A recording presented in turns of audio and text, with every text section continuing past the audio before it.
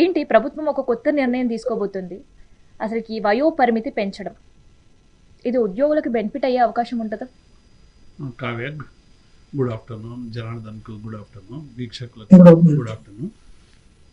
కావ్య, అంటే తెలంగాణ రాష్ట్ర ప్రభుత్వం ఇటీవలనే నాకు తెలిసి దాదాపుగా 1 సంవత్సర కాలం నుండి కసరత్తు ప్రారంభించినట్టు సచివాలయ వర్గాల నుంచి వార్తలు వస్తూ ఉన్నాయి.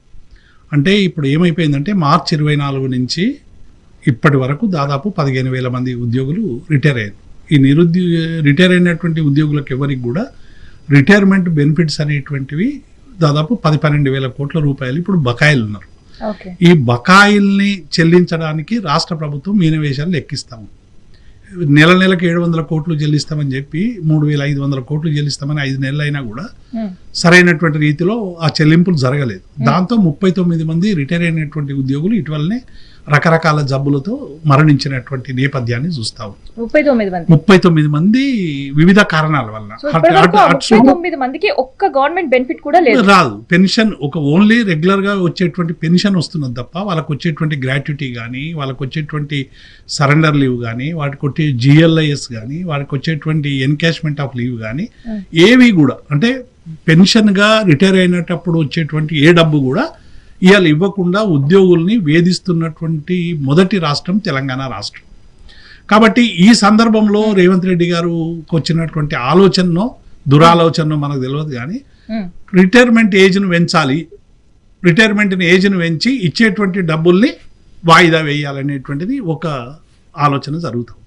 రెండవది, అయితే ఇక్కడ ఆల్రెడీ 60 years అంటేనే గత ప్రభుత్వం ఒక 2 సంవత్సరాలు పెంచితేనే అమ్మో అనుకున్న పరిస్థితి. ఇప్పుడు మళ్ళీ ప్రభుత్వం వయోపరిమితి పెంచాలి అంటే అసలు వాళ్ళకి ఉద్యోగం చేసే శక్తి, ఇంట్రెస్ట్ రెండు ఉంటాయా? అందుకే తెలంగాణ రాష్ట్ర సాధనే నీళ్లు, నిధులు, నియామకాలు. 2014 రాగానే నేను అప్పుడు ఉద్యోగ సంఘాల JSC చైర్మన్గా ఉంటే, ఇది 58 ఏళ్ళు రాష్ట్ర ప్రభుత్వానికి ఉంది, 60 ఏళ్ళు సెంట్రల్ గవర్నమెంట్ ఉద్యోగులకు ఉంది, 60 ఏళ్ళు IAS IPSలకు ఉంది, 60 ఏళ్ళు క్లాస్ 4కు ఉంది, ఇట్లా 58 ఏళ్ళు ఉంది. అట్లాగే అప్పుడు విభజన అయినటువంటి ఆంధ్రప్రదేశ్ 61 ఏళ్ళు చేసింది. అప్పుడు ఉద్యోగులలో కొంతమంది రిటైర్ కాబోతున్నటువంటి ఉద్యోగులందరూ కూడా రిటైర్మెంట్ను పెంచాలని మీరు కూడా డిమాండ్ పెట్టండి అని నా మీద చాలా ప్రెషర్ తెచ్చారు మా ఉద్యోగ సంఘాలకు సంబంధించిన నాయకులు.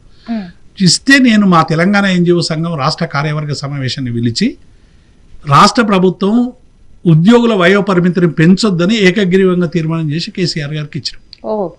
ఇది నేను 15 విషయం చెప్తున్నా, 15 జూన్కు సంబంధించినటువంటి అంశం చెప్తే 4-5 ఏళ్ల వరకు మేము ఆపగలిగినాం. నేను అధ్యక్షునిగా ఉన్నంత వరకు దాన్ని ఎట్టి పరిస్థితిలో కూడా, ఎందుకంటే నిరుద్యోగం కోసం వచ్చింది.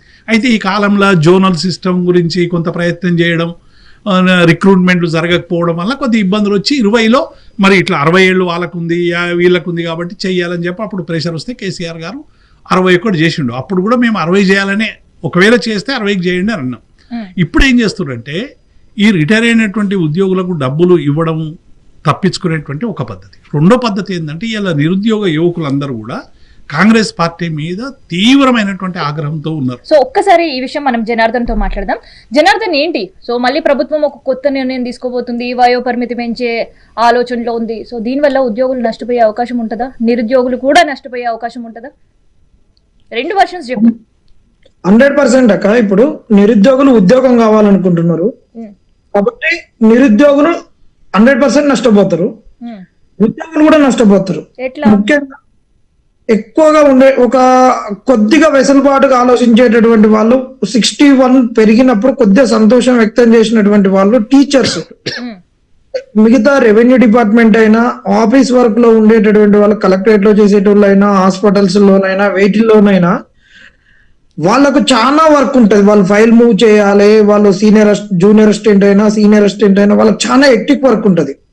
ఈ మున్సిపల్ ఎన్నికలను శరవేగంగా పెడుతుంటే నిన్నగా నేను ఒక సూర్యాపేట మున్సిపాలిటీ, హుజూర్ నగర్, నల్గొండ మున్సిపాలిటీలలో చూసినాం. 31st అందరు చేసుకుంటుంటే వాళ్ళు 2 వరకు మున్సిపాలిటీ వాళ్ళు వర్క్ చేసుకుంటున్నారు వాళ్ళని పోలియో యాప్ లో పెట్టడానికి. కాబట్టి ఇప్పుడు పెంచేటటువంటి వయసులో మిక్స్డ్ ఒపీనియన్ ఎక్కడ లేదు. అందరూ కూడా మాకు చాలు, మేము వర్క్ చేయలేము అనేటటువంటి పరిస్థితి. ఇంకొకటి, మారినటువంటి టెక్నాలజీకి అనుగుణంగా కొత్త టెక్నాలజీలు అన్ని వస్తున్నప్పుడు వీళ్ళు ఎప్పుడో 30 ఏళ్ల కిందట జాయిన్ అయినటువంటి వాళ్ళు ఇప్పుడు ఆ టెక్నాలజీని అడాప్ట్ చేసుకోవడం వాళ్ళకి చాలా ఇబ్బందికరమైనటువంటి అంశం. ఓకే. సో వాళ్లకు ఉద్యోగం చేయడం అనేటటువంటిది ఇబ్బంది. ఇంకొకటి 30 ఏళ్ల కాలంలో వచ్చినటువంటిది వీళ్ళకు టెక్నాలజీని అడాప్ట్ చేసుకోవడం కష్టం. ఈ 30 ఏళ్లలో వచ్చినటువంటి లైఫ్ స్టైల్ డిసీజెస్, ఇవాళ షుగరు, బీపీ, థైరాయిడ్ ఈ అనేది కామన్ అయిపోయినాయి. అది లేకుండా ఆశ్చర్యపోవాలి, ఉంటే ఆశ్చర్యపోవాల్సినటువంటి పరిస్థితి లేదు. వీటన్నిటి దృష్ట్యా ఎవరు కూడా మాకు వద్దు ఉద్యోగాలు, ఇంకా మేము చేయమనేటటువంటి పరిస్థితి వచ్చింది. అంటే ఇది వాళ్ళకి ఇష్టం లేదు, ఇటు నిరుద్యోగులకు ఇష్టం లేదు. అది వీళ్ళకు కాంగ్రెస్ వాళ్ళు కావాలని బలవంతంగా దొంగ బర్రె గుదపెండ కట్టినట్టు తప్పించుకొని పోతుంటే, ఆ బర్రెకు గుదపెండ కట్టినట్టు వద్దురో నాయన మేము ఉద్యోగం చేయలేము, మా బెనిఫిట్స్ ఏదో మాకు మా మనవళ్ళు మనవరాళ్ళతో ఉన్నామంటే, లేదు లేదు లేదు నీకు ఇక గుదబండి వేస్తున్నా, ఈ కుర్చీ మీదే కూర్చో అని ఫెవికాల్ వేసి మెడకు గుదబండి వేసి కూర్చోబెడుతున్నారు. కుర్చీకి ఫెవికాలు, మెడకు గుదబండి ఆడ అటు ఇటు తిరగకుండా. సార్ కింద ఒక మాట చెప్పారు, 39 మెంబర్స్ చనిపోయారు. కానీ చిన్న కరెక్షన్, 42 మెంబర్స్ చనిపోయారు. మొన్న 31st రోజు వెంకటేశం అనేటటువంటి వెంకటేశం సీనియర్ ఇంజనీర్ R&B లో చేస్తున్నటువంటి వ్యక్తి చనిపోయింది. ఇదంతా 42 మెంబర్స్. వీళ్ళ బెనిఫిట్స్ కొరకు కూడా మేము కోర్టులో పిటిషన్ వేసినాము. పిటిషన్ వేస్తే కూడా విఠల్ అనే వ్యక్తికి మీద మేము పిటిషన్ ఫైల్ చేసినాం. చేస్తే అతనికి ఇచ్చినటువంటి ఇది అన్నమాట కోర్టు ఆర్డర్ రూలింగ్. వాళ్ళకి ఎప్పుడు రూలింగ్ లో 9 వీక్స్ లోపల ఇవ్వమని ఇచ్చిర్రు. కాపీ జడ్జిమెంట్ ప్రొనౌన్స్ అయినప్పటి నుంచి 9 వీక్స్ లో ఇవ్వమని ఇస్తే వీళ్ళు ఇప్పటి వరకు ఇవ్వలేదు. ఇగో ఇక్కడ ఇచ్చారు. ఇప్పుడు ఏంటి మళ్ళీ ఇంకొక ఉద్యమం చేస్తారా? ఇక 100% ఇప్పుడు తెలంగాణ పనిగా అయిపోయిందా? ఉద్యమాలు చేసుడే ఒక పనిగా అయిపోయిందా?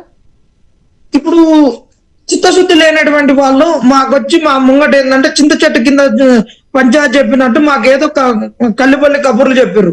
అప్పటికి మేము వినకపోతే వీళ్ళు మేనిఫెస్టోలో పెట్టిర్రు.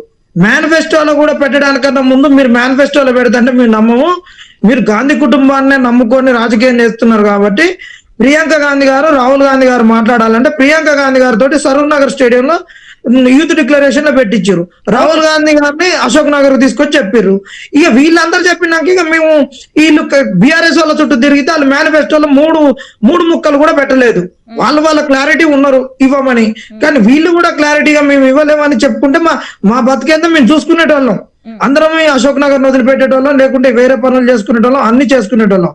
అటు కాకుండా ఇటు కాకుండా మమ్మల్ని మీకు ఉద్యోగాలు ఇస్తాం, ఒకటే సంవత్సరంలో 2 లక్షల ఉద్యోగాలు, మీరు ఇబ్బంది పడాల్సిన అవసరం లేదు, మీరు ఎగ్జామ్ ఇవన్నీ కూడా మీ ఉద్యమం టైంలో మీరు పెట్టిన డిమాండ్స్ కావచ్చు, ఇవన్నీ కూడా మనం వింటూ వచ్చాం. ఇప్పుడు నేను మిమ్మల్ని సూటిగా అడిగేది ఏంటంటే, ఇప్పుడు వయో పరిమితి కనుక పెంచితే, ఆల్రెడీ సంవత్సరంలో 2 లక్షల ఉద్యోగాలు దేవుడు ఎరుగు, కానీ ఇప్పుడు వయో పరిమితి కనుక పెంచితే ఉద్యోగులకి మీకు కొత్తగా వచ్చే వాళ్ళకి ఎటువంటి ఇబ్బంది ఉంటది? నిజంగా జాబ్ క్యాలెండర్ వేసే పరిస్థితి ఉంటుందా మళ్ళీ ప్రభుత్వం? జాబ్ క్యాలెండర్ అనేది అది ఫెయిల్యూర్ ముచ్చట, దాని గురించి అసలే మాట్లాడొద్దాక. అసలు జాబ్ క్యాలెండర్ అంటే గవర్నమెంట్ వేస్తుందంటే అసలు నమ్మే ముచ్చట్లేదు. ఇంకొకటి, ఇప్పుడు మనకు 14,000 మంది రిటైర్డ్ అయినటువంటి వాళ్ళు ఉన్నారు. 14,000 మంది, వాళ్ళకి సంబంధించినటువంటి ఈ అన్ని డీటెయిల్స్ ఇది జనరల్ అడ్మినిస్ట్రేషన్ లో అన్నిటిలలో కలిసి 7,147 మంది. ఇది నిన్న వచ్చినటువంటి ఒక కాపీ, బయటికి మేము కొట్లాడి తీసుకొచ్చినాం. అంటే ఇప్పటికి 20,000 మంది రిటైర్డ్ అయ్యారు. 20,000 పోస్టులు ఎటు పోయినాయి? 2 లక్షల ఉద్యోగాలు ఎక్కడ పోయినాయి? 2 లక్షలలో 12,000 నింపినా సరే 20,000 అనుకోరి, 1,18,000. 1,18,000కి 20,000 తోడైనాయి. మళ్ళా 2 లక్షల ఉద్యోగాలు ముచ్చటైంది. వీళ్ళు ఎవరికి అమ్ముకున్నారు? ఈ రోజు సెక్రటరియట్ లో దొంగలు ఉన్నారు, ఎంప్లాయీస్ ఉన్నారు, ఎవరి చిట్టా దొరకట్లేదంటే నువ్వు 2 ఏళ్ల సంది ఎవరి చిట్టా ఏంది పట్టించుకోలేకపోతున్నావు అంటే నువ్వేమో అడ్మినిస్ట్రేషన్ చేస్తున్నావా, రియల్ ఎస్టేట్ వ్యాపారం చేస్తున్నావా, ఇంకేం చేస్తుంది నీ కాంగ్రెస్ ప్రభుత్వం? నీకు నీ ఇంట్లో నీ ప్రభుత్వంలో చేసే ఎంప్లాయీస్ దొరకబట్టుకోలేకపోతున్నా, అది ఇదని మాట్లాడుతున్నావు అంటే ఎంత దౌర్భాగ్యమైనటువంటి స్థితి. వీళ్ళు అసలు అడ్మినిస్ట్రేషన్ లో ఉన్నారా లేరా? ఎవరి మీద ఇప్పుడు అంటే బీఆర్ఎస్ వాళ్ళ మీదకి నెపన్నెట్టి మమ్మల్ని ఎందుకు ఆగం చేస్తారు? నువ్వెందుకు చేయలేకపోతున్నావు 2 సంవత్సరాల నుంచి? వీళ్ళు ఒక్క నిమిషం జనార్దన్ సార్, విన్నారు జనార్దన్ ఆవేదన విన్నాం. సో ఏంటి అసలు ఇప్పుడు వీళ్ళపైన ఎట్లా ఇంపాక్ట్ పడే అవకాశం ఉంది వయోపరిమితి పెరిగితే? జనార్దన్ ఆవేదన అనేటువంటిది ఇలా సగటు నిరుద్యోగి ఆవేదన.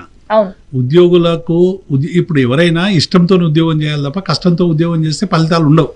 ఇలా ఏ ఉద్యోగికి కూడా రిటైర్మెంట్ ఏజ్ పెంచాలి అనేటువంటి కోరిక లేదు, ఇష్టం కూడా లేదు. వాళ్ళు ఒక రిలాక్స్ ఎందుకంటే వాళ్ళు రిలాక్స్ మూడ్ లోకి వెళ్ళిపోయారు. ఈ 61 తర్వాత ఇంకేం చేస్తారు కావ్య? తర్వాత రోజు ఇంతకుముందు చాలా వ్యాలిడ్ పాయింట్ ఏంటంటే సాంకేతిక పరిజ్ఞానం బాగా పెరిగిపోయింది, డిజిటల్ మూడ్ లోకి వచ్చింది, ఆఫీస్లో పేపర్లెస్ టెక్నాలజీ కూడా పెరిగింది.